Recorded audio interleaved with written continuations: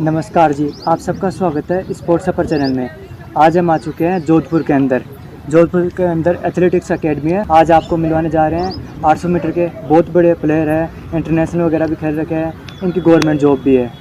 इनके बारे में आप काफ़ी लोग नहीं जानते क्योंकि आज के टाइम पे है कि एथलेटिक्स को कम बढ़ावा है और बाकी चीज़ें होती है उनसे भी कोई बढ़ावा है।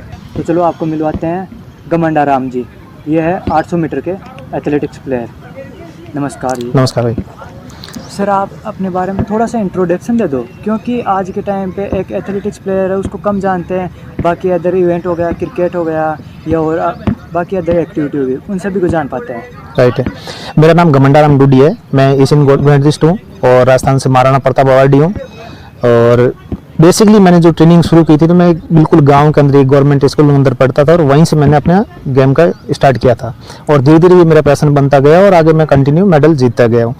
और जैसे जैसे मैं आगे बढ़ता गया, चिल्ड्रन एशियन गेम्स हो, चाहे जूनियर हो, तो चाहे एशियन गेम्स हो, चाहे नेशनल गेम्स हो, चाहे नेशनल के सारे मिलिट्री रिकॉर्ड्स हो, सारे कुछ कवर करता गया था मैं कंटिन्यू धीरे धीरे। जी सर। सर ये 800 मीटर है, चलो एथलेटिक्स इवेंट के अंदर आ गए, 23-24 इवेंट होते हैं, पर इसके अलावा भी काफ़ी इवेंट हो गए या क्रिकेट हो गया, काफ़ी सारे स्पोर्ट्स हो गए कि हाँ वो कर सकते थे, फुटबॉल हो गए। और अपने इंडिया के अंदर तो एक क्रिकेट का बहुत ज़्यादा है क्रेज, वो क्यों नहीं किया?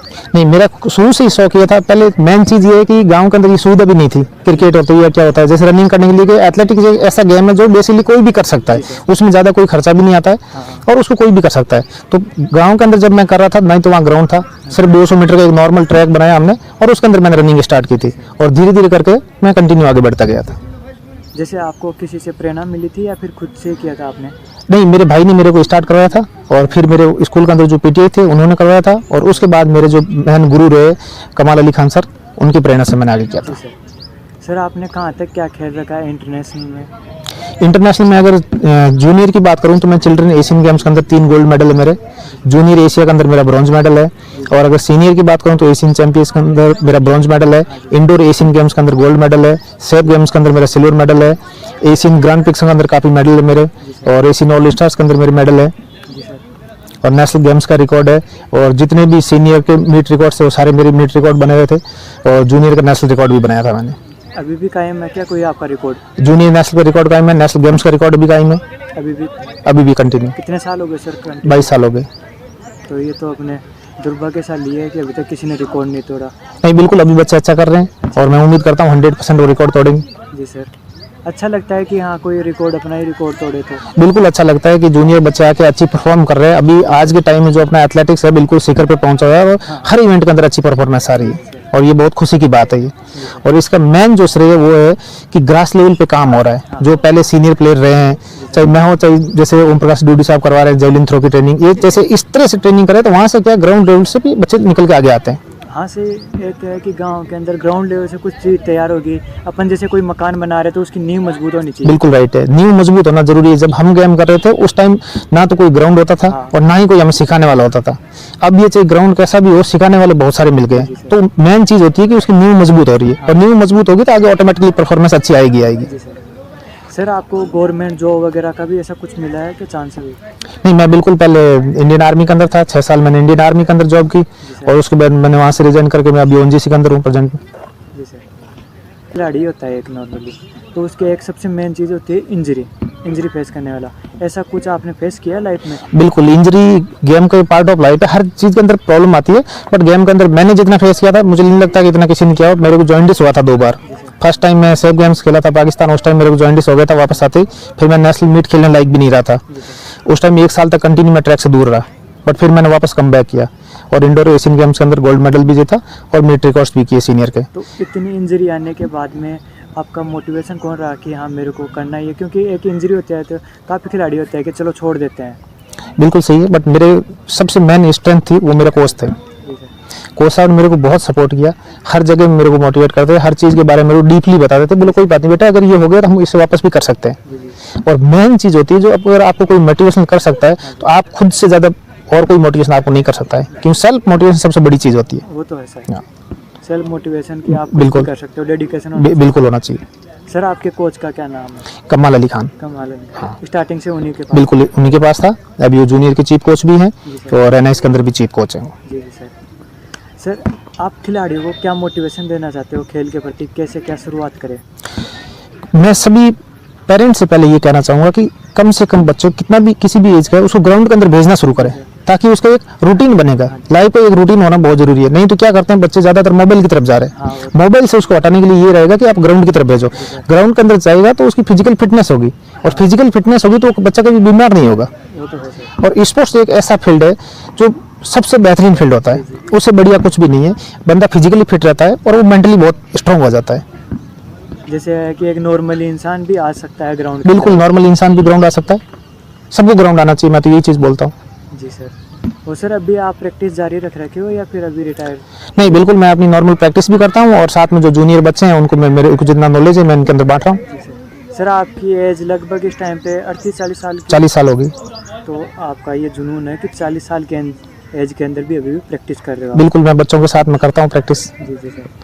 सर आज के जो नवयुवक खिलाड़ी होते हैं, जो स्टार्टर होते हैं, उनकी खास तौर पे क्या गलतियाँ रहती है?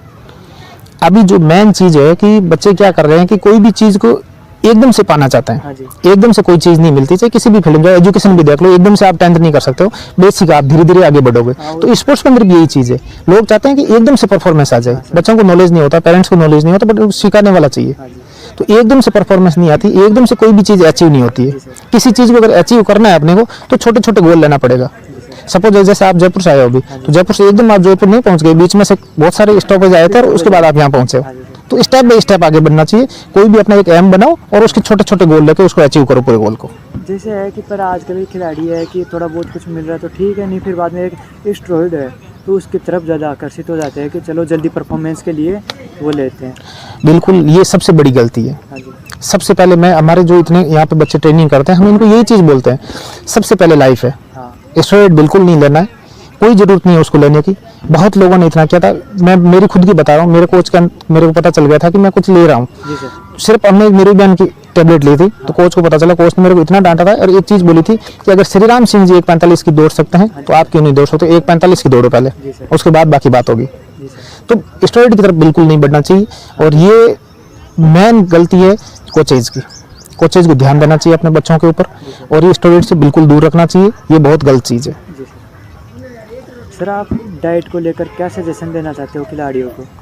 खिलाड़ी की नेचुरल चीज़ें ज़्यादा यूज़ करें, वो अपनी बेसिक जैसे दूध वगैरह कर रहे हैं, ये फ्रूट्स वगैरह है, जूस वगैरह, ये चीज़ें ज़्यादा से ज़्यादा यूज़ करें।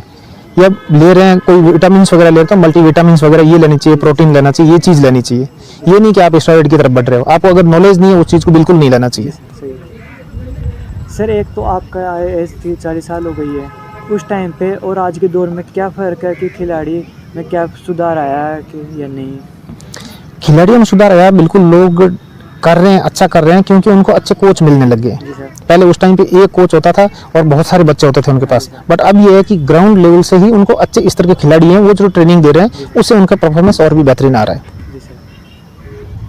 सर एक खिलाड़ी की सबसे मेन मोटी चीज़ होती है परेशानी आना, कि काफ़ी टाइम हो गया है कि घर वालों से कि नहीं अभी क्या करेगा, या फिर अड़ोस पड़ोस वाले बोल देते हैं कि स्पोर्ट्स में क्या रखा है, एजुकेशन करो, आप एजुकेशन में बहुत आगे जाओगे, तो उनको क्या बोलना चाहते हो? मैं एक ही चीज़ बोलूँगा कि हर फील्ड के अंदर दिक्कत आती है। जी सर। अड़ोसी पड़ोसी बोलेंगे, बट आप अड़ोसी पड़ोस के लिए नहीं कर रहे हो, आप अपने लिए कर रहे हो, अपने पेरेंट्स के लिए कर रहे हो, अपनी फैमिली के लिए कर रहे हो। तो आपका एक एम होना चाहिए कि मुझे ये चीज़ अचीव करनी, नहीं कि दूसरी बातों पर आप ध्यान दे रहे हो। तो आपका अगर गोल अच्छा है, आपका ड्रीम है, तो 100% आप उसको अचीव कर लोगे। और अगर आप लोगों की बातों पर ध्यान दे रहे हो तो फिर वहीं के वहीं रह जाओगे। जी सर। ये चीज़ है। और सर अभी आप किस चीज़ की प्रैक्टिस करवा रहे हो यहाँ पे? यहाँ पर रनिंग की और जेवलिन की ट्रेनिंग हो रही है। रनिंग में specially middle distance 800 metre, 1500 metre और जेवलिन थ्रो की। सर ये जोधपुर के अंदर कितनी दूर है, कहाँ से रेलवे स्टेशन है तो वहाँ से? रेलवे स्टेशन से 6 किलोमीटर दूर है। 6 किलोमीटर। हाँ, ये 30 दुकान डिगाड़ी ये जगह है, जी, जी। और यहाँ पे ट्रेनिंग करवाता है। और आप रनिंग में कौन से इवेंट को? 800 मीटर और 1500 मीटर की।